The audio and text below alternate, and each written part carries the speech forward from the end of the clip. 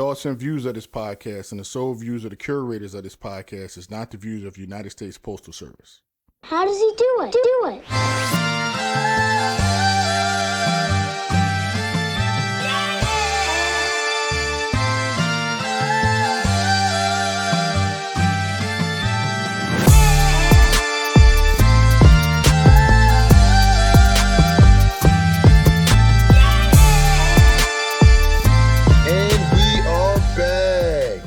On the Route Podcast. This is episode 17. Yes, episode 17. We're moving along. Today we are one member short. Yeah, I had to do some family things. Shout out to our brother Aaron. You know what I'm saying? Like he'll catch y'all on the next episode. You know what I mean? But on this episode we're gonna be talking about P.D.Is. Dun dun dun. You know what I mean? If you don't know what that is, if you don't work in the post office, it's called a Pre-Disciplinary Interview. You know what I mean? But before we get into detail, as always, let my brothers introduce themselves. To my left. And this is Brother Back. We back. We're going to let y'all know about this P.D.I. garbage and let y'all know our experiences and what to expect if you ever have to have one, which I'm sure you will if you plan on being here long term. B Morton, we back at it. PDIs, you better get your lawyer in defense when you going PDIs. Dun, dun, dun. And as always, is your engineer. Not really staying low key, but kinda. You know what I mean? If you haven't checked out that over the weekend interview, check it out. But anyway, shameless plug. Anyway, you know, we're gonna get into this pre-disciplinary interview topic. So if you're not familiar with the post office, every job has a way that they like to discipline their employees, and we're no different. But instead of just hitting you right off the bat with actual corrective action, we have something called a pre-disciplinary interview, which pretty much is a supervisor bringing you into the office to have a discussion with you based on whatever offense they claim that you committed. And based on your responses and based on whatever facts or non-facts that are present, they can make a decision later on how they want to give out corrective action. So I know that every station and every installation has their different way they go about it. So the things we're talking about, we're not saying that this is by the book, 100% concrete, because I know some of you guys in the comments are going to be like, hey, wait a minute, that's not right. It's actually supposed to be blah, blah, blah, blah. Look, it might be like that at your station. But every station is different. Every installation is different how they choose to build up the corrective action. We're just going to talk from the 191 and other surrounding area district part of Pennsylvania that we work in. So usually what happens is when you get a so-called offense, because it hasn't been proven yet, they think you did something, whether it be you didn't come back on time at the allotted time you were supposed to, excessive call-outs, lateness, you know what I mean? Like maybe you got in an argument with a supervisor, said some things, or you got in an argument with a coworker, you said some things, and usually what happens is you get a P.D.I. You walk into the office with your union steward. The union steward. That's not exactly true. When they say the P.D.I., you don't need a steward, basically. You can go and they supposed to say when you get a P.D.I., they say it's just an interview. You don't have to bring the shop steward in, basically, until you get affirmative action. Oh, no. Always bring your shop steward because you don't want nobody to say you said something or did something you didn't do. Always bring your shop steward. Yeah, see, that's funny how how Brandon just said how they try to tell you that, because based on the P.D.I., they can decide whether or not to give you actual punishment. If you don't have proper representation and you don't know how to represent yourself, you'll slip up and probably make a mistake or, you know, talk out of turn or something like that, and they'll try to use that against you. So, like Black said, always have that union steward, the person that represents you and represents the station, that, you know, that fights for the, you know, fights with the union to help you preserve your job. So let's just say for you know, for example, let's say, you know, you extended your street time. Happens a lot, you know what I mean, the post office. And they bring you in there. Really, if this is the first offense for you, how they do it in our district, you do the P.D.I., and at the end of the P.D.I., usually the person that's giving it to you in management will tell you this is kind of an official discussion. An official discussion is them blatantly letting you know that, hey, you did this wrong, you can't do this, et cetera, et cetera. So that way, if it happens again, because it has to be the same offense to go to the next step, the next step would be after you had another PDI, because every time you do something, you get a PDI. You know what I mean? Like the next step would be for them to hand you what they call a letter of warning, which is the official letter that they wrote out stating that you've been warned now officially that you've committed this offense a second time. And if it persists, it will go to the next level. They'll probably try to ask you to sign it, but I would recommend you don't sign anything. No. I was told when I first started, don't ever sign anything. You know what I mean? So they can sign it on management side, but you don't sign anything, and then they'll just write down in your place, not signed.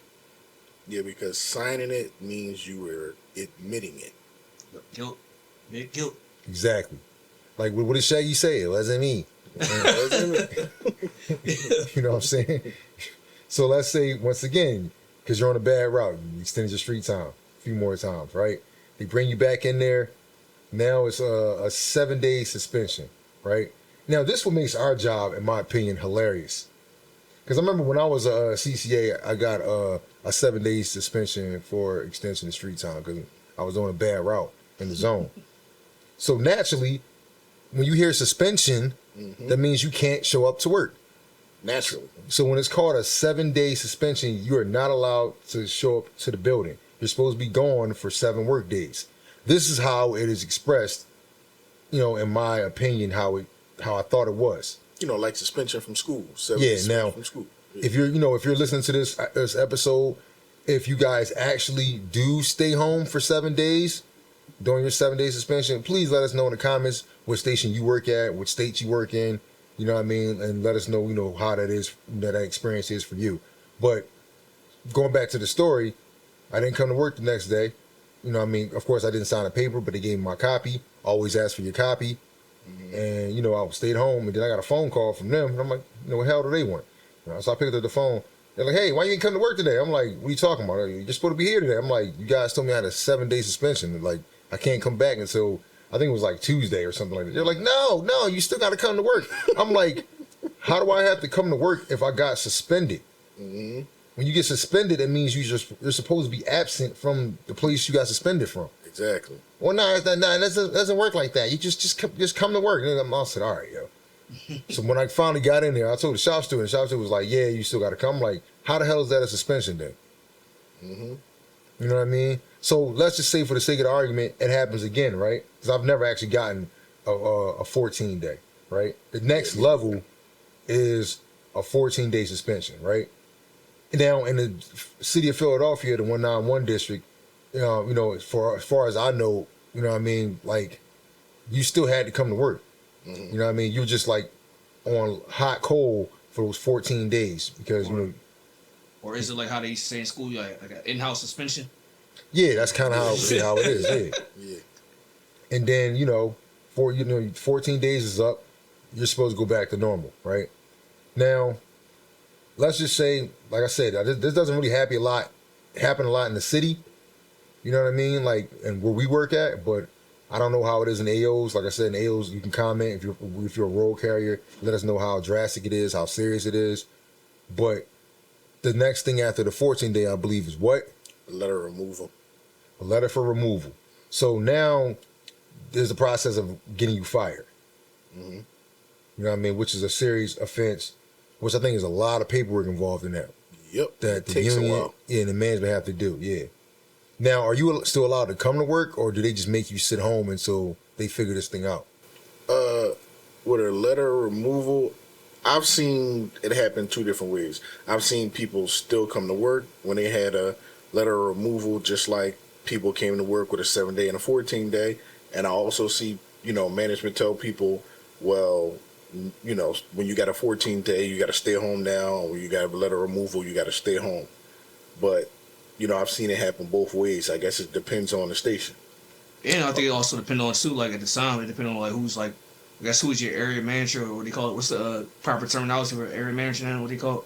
MCSO? Yeah, and then, like I said, it all depends on who's running the show, because, like I said, when I was there, P.D.I, like I said, you were serving now. Like, that's like, it changed from whoever's, like, in head now. Well, this is our way I run it, because, like you said, we have different formalities for each person. Like, some person might want this way, this person this way. Like, you never know what exactly it is, because, like you always say, everybody doesn't follow the quote-unquote book of conduct, basically, of what it's supposed to be.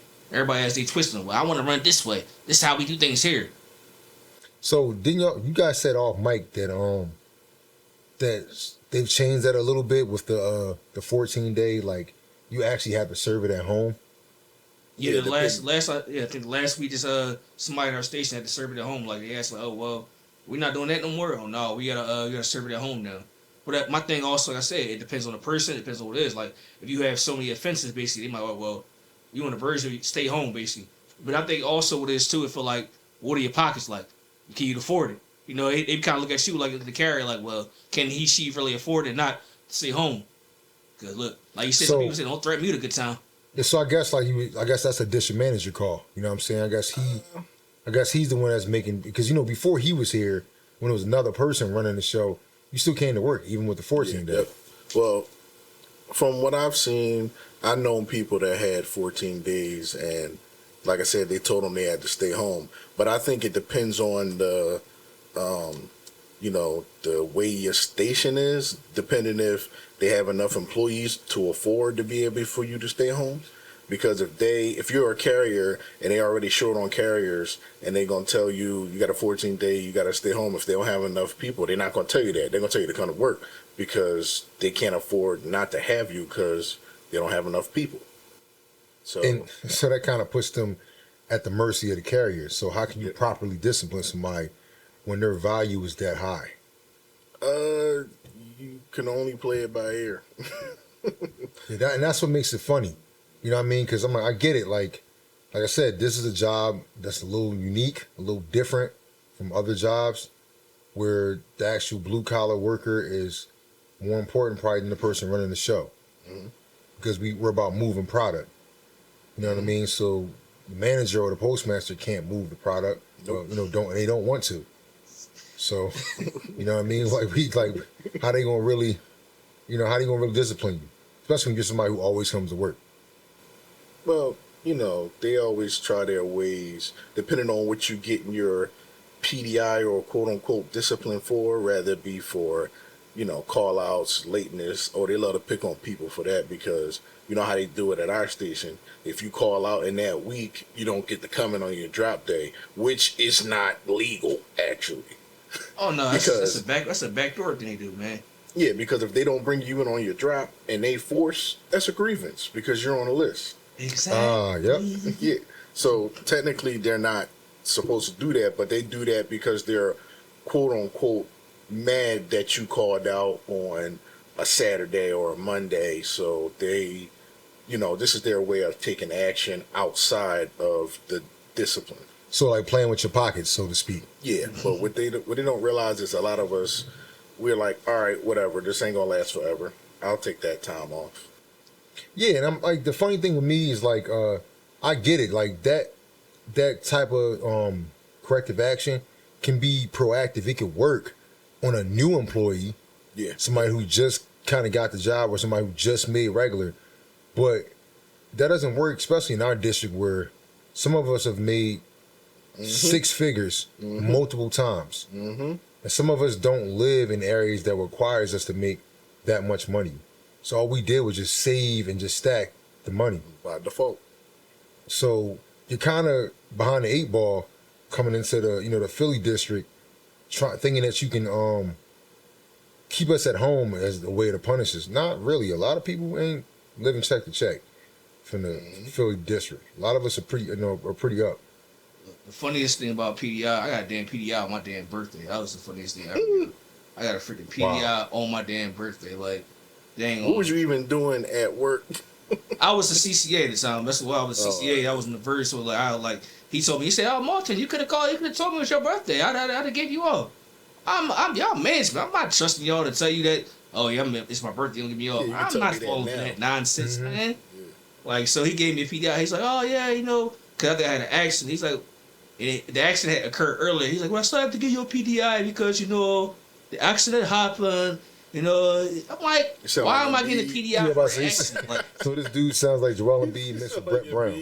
He sounded like who he sounded like, but he's like, sorry, Martin, I had to give you a PDI. You're a good guy. I didn't want to give it to you, but you have to follow the rules. I said, And that's the thing that makes me laugh. Like, they talk about the P.D.I. like it's the punishment. It's not. It's not. It's literally an interview. It's just an interview where a person normally reads off a sheet of paper of pre-written questions. And I think every station is different. And, you know, if you're listening to this episode, please comment at the bottom if you have, you know, the questions that, you know, you were asked at your P.D.I. Let's see if we all have the same questions, which I really doubt we do. But it'll be funny to actually see what these questions are. But Black, you remember some of the questions that they asked you a few times, right? Oh, yeah. One of the biggest questions that stuck out to me, this is a couple years ago, and it made me laugh because I wasn't sure that it was actually on the paperwork. I thought he was fucking with me. So he said, do you believe you give a fair day's work for a fair day's pay? Mind you, this P.D.I. was for me refusing overtime. So that was the question. Do you believe you give a fair day's work for a fair day's pay? I don't understand why that question's even in the P.D.I. It's just, I don't know. It's silly because, like, when I go to P.D.I., they ask you certain things. Like, when I got my P.D.I., they're like, well, did you know, like you said, you know what you did wrong? Or they say, well, how can you improve this, basically? How can you improve your on so-and-so, basically? Or whatever tactics should you take as far as going forward? What is this, basically? Or what can you do different? Other people like, look, I got to give you P.D.I., man. I know you could carry so-and-so. I don't want to give it to you, but I got to follow the rules. Like I said, it really depends on who really is giving you the interview as far as the process of what it is. Like, if you have somebody that knows you're a good carrier, like, look, man, get the P.D.I., man. I don't think you should get any more affirmative action afterwards. But then you'll get some people like, well, look, I got the P.D.I. You know what's coming next. Oh, you know what's coming next. Like, you keep threatening people with that. All right, cool. But then the thing is, once it gets grieved, after it actually goes for P.D.I., then you looking stupid to me. Oh, all right, well, it doesn't mean anything. Like I said, it's like you said before, it's just kind of like not necessarily meaningless paperwork, but it's like I said, it's a procedure of it. Basically, it's a kind of waste of time because we should actually say that's a time wasted practice. Basically, kind of like, if you really want to put it like that. And to me, that particular question is hilarious because to ask me if I'm giving a fair day's work for a fair day's pay, first of all, what's wrong with that question is the second half of it. Because the way I'm getting paid is not technically a fair wages pay. And granted, like I said earlier, and I'll say in a lot of our episodes, we make pretty good money at this job. But the amount of work you have to do to make the money is a part that people are missing out on. Which leads me to a funny, quick story. When I was down in Jersey a couple days ago, I was on my way back up this way to PA, and I stopped at one of the Wawas in South Jersey, to get some gas, whatever, get some coffee. Because I was driving, it was late, I was driving back. And then one lady working in the Wawa was talking about how she quit the post office. She was talking to another she was talking to another coworker about how much she hated it. And like her husband was like, yo, you ain't gotta work there if you want to work there. You can just find something else. And she was saying like the money was cool, but you had to do too much to get the money the way they worked you. And I think she was a clerk. She wasn't even like a carrier, and she was like complaining about it. Wow. You know what I mean? And so that just makes me laugh because when I heard her telling the other person, and I looked at the guy, he was looking at me, and I'm just like, I work in the post office. He was kind of like, oh my God, God bless you, da-da-da-da. And I was just like, wow. I'm like, this is a Wawa person telling me like, all right. But it's like, to me, she had a point. You got to do a lot of work to get the money from this job. The problem is it's not a fair day's pay, in my opinion. Because, when you're a regular carrier that's probably on his 6th or 7th step, you still don't make enough on one paycheck to probably cover what your mortgage or your rent is right now because of inflation. So you literally have to spend an entire paycheck like on just covering just your mortgage. We're not even talking about water bill, electric, gas, car insurance. Yeah, all that. You know what I'm saying? Like all that different extra stuff on the side. We're not even talking about that. Like we're just talking about paying your rent or your mortgage now might be that one check.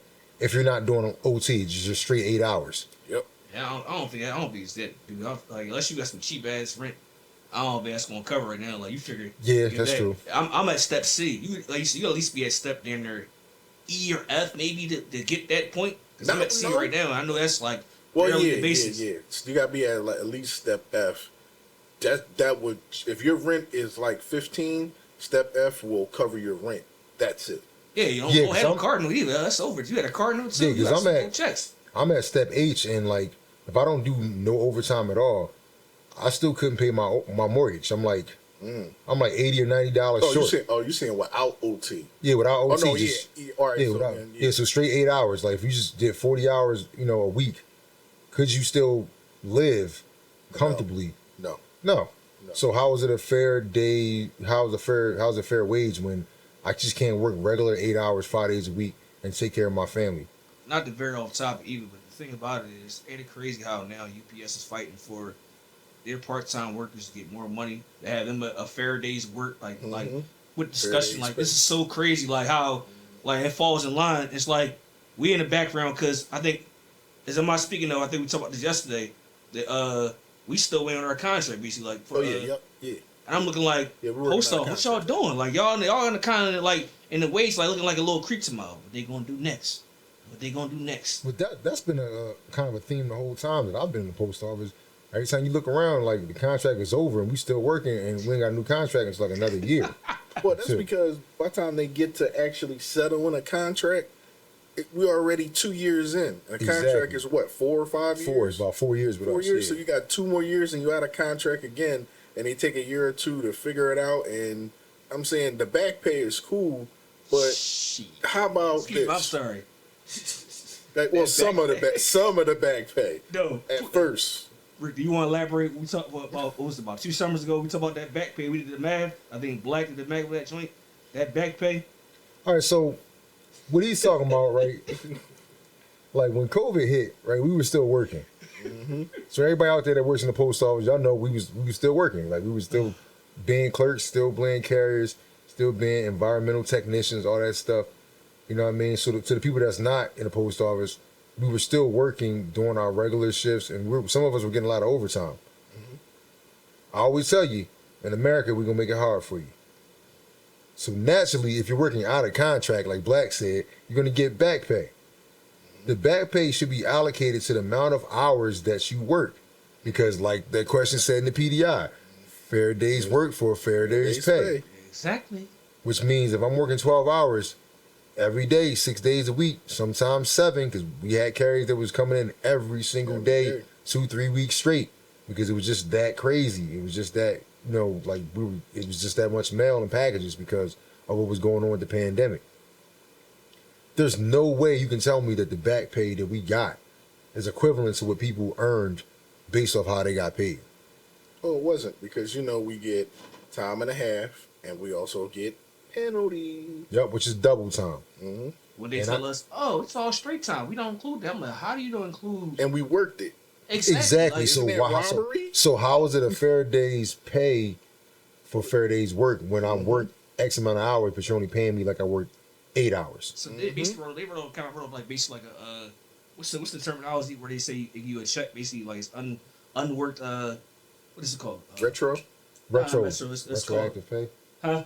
Retroactive pay? Yeah, not retro. It's like when you work, like you get a check basically they tax the hell out of you for not Oh working. yeah, well I mean that's just Oh, like adjustment? Yeah, pay adjustment. That's what it Yeah, was. it's called a Adjustment. pay adjustment. Yeah, see the funny thing about it is like the amount of money that some of us were getting was probably still lower than a maxed out regular carrier's regular paycheck.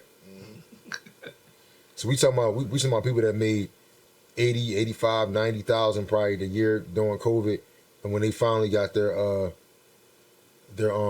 back pay and retroactive pay check for the new contract, it was only about like $2,800-$2,900. Some. Like, yeah, some. Like that's like no way. You had people that doubled their actual salary, their base salary. They doubled it during COVID. So how was the retroactive paycheck weaker than a maxed out carrier's overtime check? I'm just telling y'all, be prepared for get another one soon, probably. Well, yeah, but it's not. I mean, maybe you can buy a PS5 with it. That's you might pay your car. You might pay Doubt a car note somewhere. Like I said, if you got real cheap rent. Pay your That- car insurance. Exactly, but I mean, you could probably like pay for some like Instagram ads or something with it. You know what I mean? Like, buy some sneakers or something. Maybe. But yeah, but that's just one of the many things that's hilarious about this job. And I remember carriers were getting PDIs for calling out during COVID. Oh yeah. Yeah, no, remember the whole No, situation some people was up for letter removal. No, Yeah. remember, the thing How- was- like, remember, the remember the thing was though, remember first when COVID first happened with the PDIs, they couldn't really determine because they was asking like, well, what do you use that? Because remember they kept saying, well, it was annual leave, sick leave, then it was COVID leave basically.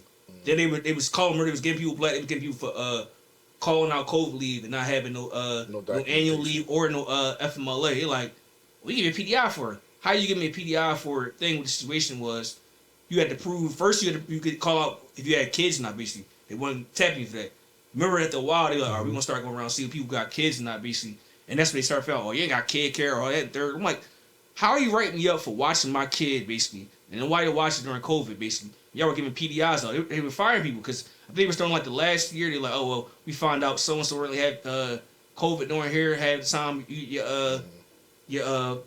COVID leave basically. You ain't had that in third. Oh, we gonna write you up. We gonna fire you for that. And it was PDI people like all around. I think the last district manager or whoever the postmaster before now was writing people up for that. Like, oh, we gonna get you. Y'all ain't gonna use all this COVID time on us and that third. Like so we crazy. we had people get written up. Even they know they had COVID, and they came back and they gave them a PDI and tried to give them a 7-day anyway. It was a couple people that happened at our station. They was still trying to give him a 7-day. I'm like, he was like, I had COVID. I gave you the paperwork. I have it in my car. I can show it to you again. And you're still pulling me in there for a PDI. You wonder why people get mad. And when they saying too, like they be saying when people like, yo, you ain't got COVID. How you catch COVID now and catch COVID again? Like you lying. I'm gonna get PDI. I'm like, how are you giving me a PDI for saying I caught COVID the first time? I cleared basically was. Then I came back and catch it again. I'm like, yo, people's immune system are different than everybody else. So Exactly. you can't sit there and say, like oh, my life outside of job is probably different than what your life is. That's what I'm saying. You might get off work and just don't go nowhere. Just stay home. But when they also write people for certain times too, if you had like you extended your COVID leave, your test basically, or like you had like a false negative or something like, oh well, yeah. It was like, oh, your test is false negative. I'm like, yo, and then we got tested again. You like, Yeah, oh, but I they got ain't COVID. doctors. Like, so Exactly. how can you? They It's kept crazy saying, because- go to our doctors. I'm like, anybody go to no postal doctor, yo? The Are crazy you part about it serious? is they was trying to get people for saying they had COVID twice, but me personally, I had COVID twice. It was 2 separate years. I had it in 2021, and I had it at the end of 2022. But I know people that had COVID 3 times. I had somebody actually saying 4 times. Yeah, and mind you, I don't go anywhere but work. At the time, I was taking my daughter to school, and I was going to the gym. I wasn't really going anywhere else. What? No, continue. What? You said you send your daughter to school, going to the gym, going to work. And staying home. Oh, okay. That's true. And going to my chick crib. Yeah. But, like, the crazy part about it is my chick only had COVID once. Mm-hmm. Her kids, other than her son, he had it once, but nobody else had it. I had it twice. But, Yeah, I got it once, and that's definitely because of my son. Because somebody at school probably had it. Because, that first series of COVID that wasn't stepped on, like, kids didn't really get affected by it too much. They didn't have any symptoms, but once they gave it to an adult, you had the symptoms. I remember that. You had to get. Like my son was sick for like 1 day, and then next thing I know, the whole house had COVID. I was just like, yo, seriously? Yeah, I remember that. I think I had to bring your keys to you. I think I did your route one day, and I had your key. I had to bring him to him. Like, all right, cool. I'm like, man, I didn't catch the thing about it. Me and my wife didn't catch COVID. Like everybody else in my family caught that shit. Like my brother caught it, my mom, my dad, my niece got it. I think my wife's grandma got it, but I didn't get COVID. I don't know what it was, and we were out here. Well, you live in a part of Pennsylvania that's very rural. It's very like naturey. It's not even a word, but I'm just gonna say it right now. It's There's like a lot of green. A lot of green Yo, around here. Yeah, a lot of green around here. Not that much city. Yo, So, yo, you talk like you don't live COVID, like not too COVID far from can't me. thrive. COVID This guy can't sound like he thrive lived here. like 10 minutes from me. I think it's a melanin thing. I think it's a Oh melanin god, thing. yo, here you go. It could be. It could be. It could It's be. the wilderness, man. I like it. It's quiet. Brando's on a lighter side of Sears. Yo. It's alright, man. It's alright. But yo, if you liking this episode, please, by all means, hit that like button, comment below, let us know about, different situations you had with PDIs, especially if it was a funny one. You know what I mean? I think we all like hearing people's stories about how they dealt with getting disciplined and whatnot. Can I say my actual first, like one of my first PDIs I actually remember? So look, I was at a station. I was at East Falls, right? So the supervisor I didn't like, a young lady. She was about my age, a little younger, right? So I was on the route I didn't know. So I'm out there later with this. I'm like, I might get the mail done like at a good time. So back and forth, blah blah. She calling me like, "What's going on? Why are you doing this? You bringing back mail?" I said, "I don't know the route. I don't know the area. Like, it's not my station with it, right?" She all like, "Get out my station. You still here? You talking? You have a nerve of talking? You brought back mail to my station? Blah blah. I'm gonna give you a PDI." I said, "What? I'm gonna give you a PDI." So the next day, I go to my station. I'm like, "Where am I going?" "Oh, you know where you going." I'm like, "Why am I going back to the station? Like, I don't like this lady. She's giving people PDIs for something I don't know." So I go to the station. She get a PDI. "Oh, you get a PDI for this, for bringing back mail, extending street time, and not fill out 96. I said, "Lady, I don't know the route." I'm like, "How would I get it fill out 96? It's not even my station." I'm like, "How?" I'm a CC. Y'all brought me here. So the shop store told me like, "Yo, cool dude, I'm cool now." He like, "Look, man, this is what you do right here." She cussed you out. She told you got the station. I wrote everything down on my from the PDI and from the situation. Like, look, this is the third. She got, "Oh, I want it." And the thing was, she got so many grievances and so many current accidents against her. Basically, she begged the shop store like, can y'all please stop giving me all these stuff? Like, I promise to stop giving y'all PDIs. Can y'all please stop giving me like she had so many grievances because she kept writing me up for so many stupid things that she didn't know what was going on. I'm like, that's the problem though. You just hand the PDIs like it's showing them. I'm like, what are you doing? Like, you don't know what you're doing. Well, see, they're taught management. Once again, this is what makes this job unique. Mm-hmm. Upper management tells lower management that discipline is how you can move up. Showing that you discipline your workers is how they try to promote people. You know what I mean? So if you don't have a whole lot of write-ups on your file as far as like writing up carriers and clerks and janitors, you know what I mean? Like, they're looking at you like you're not doing your job. Yep. Because they feel like there's always somebody somewhere doing something. So we expect you to catch them. What are we, bank robbers? I don't understand it. Like, what do we Hold on, I'm going to finish off that story about my PDI when he asked me the Faraday's work for Faraday's pay. So that was my first time and last time I ever heard that question, because I asked the manager at the station.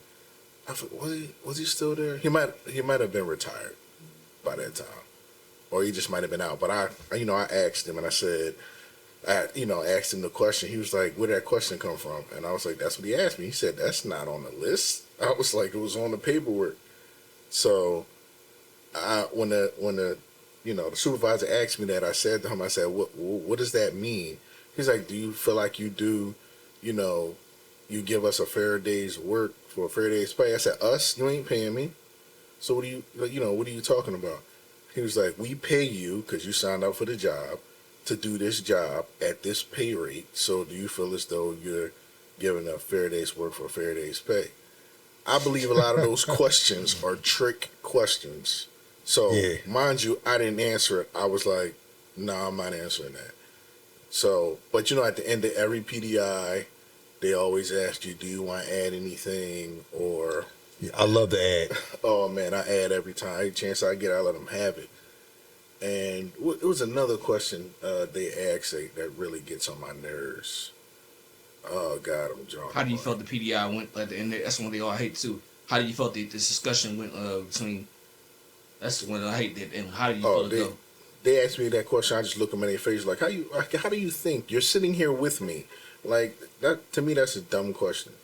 Mm-hmm. Let me ask you something. Can we actually deny a PDI? Like, say I don't want to go in for PDI. Can we actually deny it? Like, They say, From what I understand, it depends. Like, I refused to go into a P.D.I. before because my shop steward was garbage. So at the time, I was just, because mind you, that was at around the time when I tell you I had the argument with the supervisor and the shop steward, the P.D.I. before, because I was not on the list and I refused OT, and they was arguing with me about the order of how you pick OT when you're forced. Right. And I read it to them out the handbook. Yeah, the time after that, I didn't go in there with that shop steward anymore because to me now you're garbage. Like I don't want the other one. I don't want you.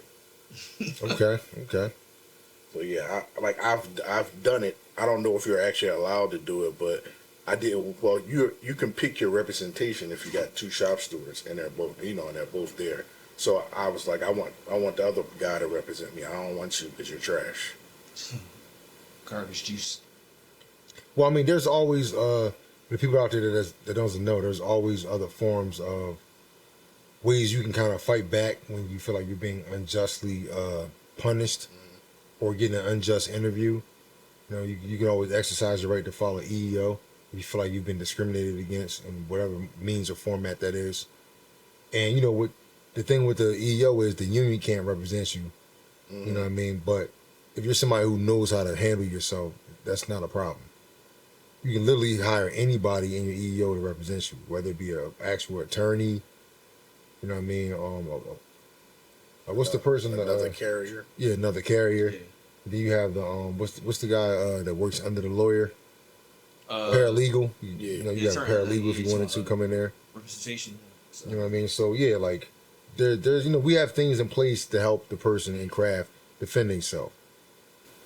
Oh yeah, that's the question. In the P.D.I., the other question gets on my nerves. Do you feel like you done your job to the best of your ability? I always answer yes, because I'll never answer that no. And, which is crazy. And they always ask you,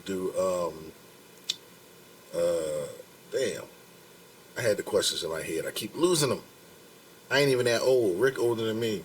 Yeah, that's facts.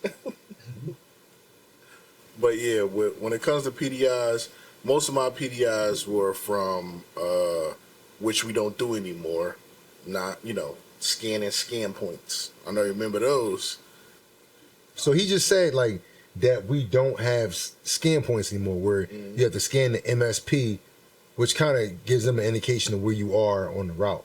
Obviously, because of the new scanning, they don't need that anymore. But my question is to the people out there that are listening to this episode, and if you like this episode, hit the like button, comment below, and see if you can answer this question for me. And if you have not subscribed, please, by all means, subscribe. But if the MSPs are no longer valid, any pre-discipline that you had from the actual MSPs, shouldn't that be thrown out? If it's still, because it depends on, because, once again, depending on the PDI, depending on if it's a letter of warning, letter of discussion, 7-day. Because, they can make 7 days or 14 days or a letter of warning lashing your file for a year. And that's my question. Now that it's obsolete, that should automatically delete it from the file.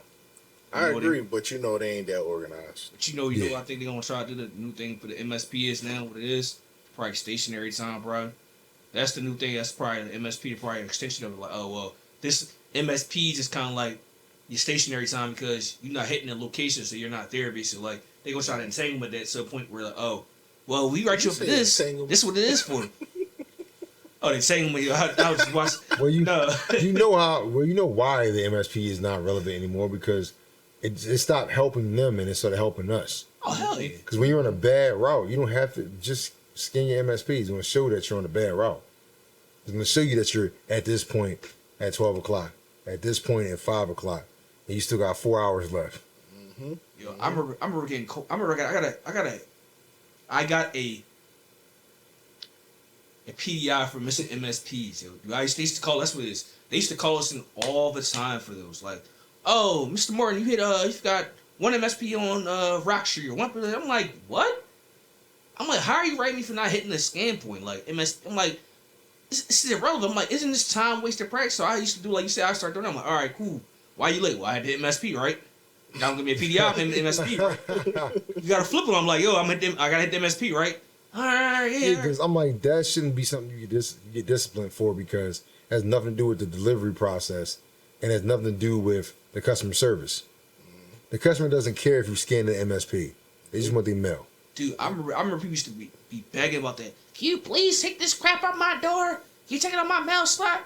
I'm like, oh my god. Like, we used to get in trouble for not hitting MSPs, and you be on a new route and be like, what MSP? Because the customer changed their door, got rid of the mailbox, you moved the rail lane. Like, the MSP is not there anymore. Or you used to get, you notice they used to hit people a lot too. Oh, you're not hitting the MSPs in order. That's what they used to get people with PDIs a lot better too. Like, you're not hitting the MSPs in order. You can't hit it this way. You got to hit it at a certain time of the route where it occurs. A, B, C, D, E. I'm like, what? That's like, bull. That's bull. Yeah. That's bull. I used to do every route I ever had. I've never done them in order simply because it's easier. Depending on the person, you just do the route. It's easier for you. So the MSPs are never hit in order. That's somebody targeting somebody. That's bull. Yeah. baloney. But yeah, like, let us know in the comments below. We want to know how you guys deal with getting a pre-disciplinary interview. You know what I mean? Do you guys go 0 to 100? You know, because you got carried like that, they'd be in the office flipping out, like giving them the work. You know what I mean? Saying every cussing like a sailor, saying every word that you can think of. Or are you more chill, like, this doesn't make or break me, I really don't care, feet up? Are you actually scared because you think you're going to get fired from this interview? Because it's an interview. Yep. You have to always remind yourself that, because management a lot of times, like Brandon was saying, I'm going to write you up and give you a P.D.I. Okay, so you're going to interview me. Great. But you know what it is? Well, I think with PDI, it's more so thing like it's a threatening tool for management, and people get so flustered and overwhelmed with it because it's like you said, it's not an actual discipline, but it's a scare tactic. Like, I'm gonna give this in, man. Look, you want this PDI or not? You better run the route. You better do what I tell you. You want that PDI on your record? That's what, and that's how they get most people that too. Like, kind of like want a clear perfect record. I don't want that on my record. I don't want that PDI. I'll do it. I promise I won't do it. I'm like, what? All right, now I get to the point. I'm like, let's get it done and over. Like, oh, look, PDI, y'all gonna do what y'all want to do regardless what the situation is, even not. Another thing I hate about PDIs, especially for either extended street time or non-completion of assignment, like, you brought mail back. They always ask you, did you notify management of your inability to complete your assignment? This question drives me up a damn wall. Because in these particular situations, like, I never have a problem completing my assignment. But if there ever came a time, which would mean you gave me too much work and not enough time. Mm-hmm. So if you give me, like, let's say it's a day after a holiday, and normal days after a holiday is usually a Tuesday. So you got Monday, you usually get double mail. And then Tuesday, you got double mail from Monday, and you got Tuesday's mail. So you're going to have a lot of damn mail when you come in on Tuesday. But say you went in there on Saturday, and somebody brung 2 blocks from back on your route on Saturday that normally would have went out on Monday, but it was a holiday. So you got 3 days worth of mail on Tuesday and 4 days worth of mail on however many blocks came back. And then that same day, you're on an overtime list and you're on a 12-hour list. So a lot of older carriers put in for annual leave for that day because they don't want to deal with the amount of mail that's there. And they try to hit you for 2 hours on that day too. Now you have more mail than you can complete in a, 10, 12-hour period. So if you just happen to bring mail back, naturally they're going to try to write you up for it. But there are 2 ways you can notify management of your, not being able to complete the whole assignment. Is verbally one, but make sure a shop store is around so somebody can remember that you said it. And what is it, a 96? 96. Well, yeah, 96. Well, the thing on my wife's station, what they do is they tell them, like, you got to call back at 3 o'clock, and they stick to that to like a T core, and they get kind of out of dodge of that. Like, she got out of dodge a couple times. Like, look, I call back management at a certain time. Like, you can't give me a PDI. The lady give me a PDI. Well, how are you giving me a PDI? So it's 3 ways then. Huh? So it's 3 ways. It's 3. You got to call back, but it's the thing she told me basically. You got to call back before 3 o'clock, basically. That's the quote unquote thing. That's the time limit, basically, like the two other things you said, and it got her kind of dodged to the point where, like, look, how you give me a PDI for if I followed the formality or the things and steps you told me to do, basically. And she beat Joyce kind of like the two, like, look, you can't say that if I'm following management instructions. So you're giving me a PDI for following management instructions, and then they have disarrays and have kind of like confrontation to the point where, like, well, damn, you said this and third, but what you say to her? What you say to so and so? Well, I can't give her PDI. They're like, that's how you get them kind of caught up. Well, I mean, I'll say this much: like, here's a cheat code for the carriers out there, right? And I'm saying this because I don't think management has the stamina to do what they're supposed to do, right? When they tell you, did you notify management, did you call back? A lot of times they want you to call their personal cell phone. You don't have to do that. Not in your contract that says you have to call their personal cell phone. That's their personal number. The phone you call is the station phone. That's the number you're supposed to call. Or text the scanner. Or text the scanner. Now, if you have not been trained on how to text the scanner, which most carriers have not in our district. Yeah, because I don't know how to do that. I don't know how to do that. I did it a couple of times before. Because they're supposed to teach you how to do that, and they've never done that for most of the carriers in our district. The only thing else you can do is call the station phone. 9 times out of 10, and I'm saying this because I would like to see them do better, but I don't think they can. They don't answer the phone. Nope. So when you call once, that's all you need to call. And then you make your own executive decision. Yep. Bring it back. And if you decide to bring the mail back, bring it back. If you decide to stay out there and complete the assignment, extend your street time, that's what happens. When they try to PDI you for it, hey, look, I called the station phone. No one picked up. And guess what? Nothing happens after that. Because you follow protocol. Calling that personal cell phone or that person is not your job. Calling a station phone number is what you're supposed to be doing, and they're supposed to answer that phone.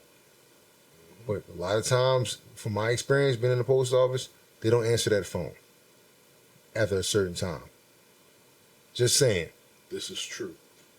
So if you're a carrier out there and they telling you, they're giving you way too much work, and make sure you call somebody if you need some assistance, yeah, call the station phone. And then let's see what happens. You'll beat that PDI every time. You like you stole something. You like you stole something. So, like we said, if you like this episode, talking about pre-disciplinary interviews, hit that like button, comment below, let us know what type of PDIs you got. You know what I mean? We want to hear from you guys. Dun dun dun. You know what I mean? How's it looking out there, in the rest of the East Coast? Or how's it looking out there in the South? How's it looking out there in West Coast, Midwest? Like, how are they PDIing you guys? Like, do you have to actually stay home for 7 days and 14 days, or are they telling you to come to work because they're just that desperate to get the mail moved? You know what I mean? And then, like, you look at, like, how, like Brandon was saying earlier, UPS is going on strike. Not even just them. You got, like, actors and, like, writers in Hollywood going on strike. So a fair day's work for fair day's pay is not being shoveled out properly. And you're seeing people now react to that. We unfortunately cannot strike because that's something that somebody put in our contract, language wise, that somebody sold us out and signed on. Yeah, I don't know why we can't change that crap. I don't understand why. Because the strike, especially when you're a union employee, the strike gives you a lot of power, a lot of leverage. And somebody, in my opinion, somebody took a huge check from our side to make sure that we don't strike. Because see what SEPTA do. Every time they strike, they get bread. Yep, Money, every time. Money. So before we jump up out of here, like my brother said, the last words, like always, to my left. And this is Black. I have had a lot of PDIs in my day. Like, I've never had a 14. I've had a 7-day once. I've never had a 14-day, but I'm pretty sure it's not easy. But in our areas, you'll never have to stay home for any of those so-called suspensions. But like Rick said, let us know your stories about, your PDIs and how they do it, because it's different everywhere. So, let us know in the comments. Speed Morton, happy to do this with my brothers. Hey, Ron, we holding it down for you, brother. Love you. Say no, but we do. But man, PDIs are a pain in the ass. Like I said, it's a pain. But if you know how to deal with it, you can, like you said, you can dodge the system, get with it, get through it, deal with it. And that's it. I'm gonna take the Dr. Umar Johnson approach. I'm trying to drill this into people's heads that's listening to this episode. A PDI, a pre-disciplinary interview, Keyword pre. is just that. It's an interview. It is a pre-disciplinary interview, meaning that nothing is happening until after it's over. Stop letting management tell you a PDI is like it's an actual punishment. It's not. It's an interview. Stop being scared of a PDI. It doesn't mean anything. 9 times out of 10, management didn't do their job anyway, so it's probably not going to stick. Quick question. Do y'all think management goes into PDIs knowing it's going to get grieved and they're going to lose? I think some people actually feel like they're going to win most of the time because they're not. Once again, like I had, before we get up out of here, I had a supervisor say that she was bored and she didn't have a lot of work to do. That's not the case. When you're a new supervisor, there's classes, online classes attached to your ID you're supposed to take. And there's enough classes that if you worked every day, 6 days a week, had your Sundays off, or if you worked a Sunday and had, one of the swing days off, you have time to do every last one of those management classes that teach you about the job. So there's always something to do in management. There's no way you can, unless you're like a 20-year veteran who's been here that long, you completed all the courses, you've done everything, you got the yellow belt and all this other stuff, then you probably might be bored at wherever you're at. But if you don't have any of these things under your belt, you still got work to do. You know what I mean? But that's how you can tell who the good ones are and who the bad ones are. And those bad ones are the ones that try to threaten you with a PDI, which is hilarious because they're threatening you with an interview. Yep. They're literally telling you, you keep it up, I'm going to give you this interview. Okay. All right. I guess we're going to sit in the office and talk. Let me answer these questions. I mean, we could talk. I mean, we could clearly talk right here, right now, but if you'd rather just sit in the office and talk and let the shop steward listen to our conversation, that's fine too. But yeah, a PDI is not meant to crush you. They try to make it seem like that. It's just an interview. All you new employees out there, do not be afraid of a PDI. If they threaten you with a PDI, tell them, okay, well, let me know when you want to go in there and talk. Because that's all it is, just talking. You know what I mean? But this is Rick Sean, your engineer. Trying to stay low-key, but I'm really not because I got music out there. That Over the Weekend EP is out on YouTube. Check it out. Yeah, definitely. It's good work, man. It's good. I ain't hear it yet. I don't know. Let's figure it out. Tell me what you want from me. Listen, he don't want to hear it. That's all that is. That's fine. You know what I mean? But appreciate you guys for rocking with us, man. If you haven't hit the subscribe button, please hit the subscribe button. We're going to go and transition into video soon. We have been seeing the comments. We've been seeing what you guys have been saying. And we're getting the serious support and look from you guys that lets us know that y'all rocking with us. So we'll finally start videoing this thing very soon. Just hang on with us. We're only mail carriers trying to do a fair day's work for a fair day's pay. This camera equipment is very expensive. Like we said earlier, we're not at the maxed out steps. Just work with us, please. Step C. It's coming soon, okay? It's coming soon. We appreciate you guys, man. Be safe out there, and if you're a carrier, like I always say, man, be safe on the route. Never safe on the road.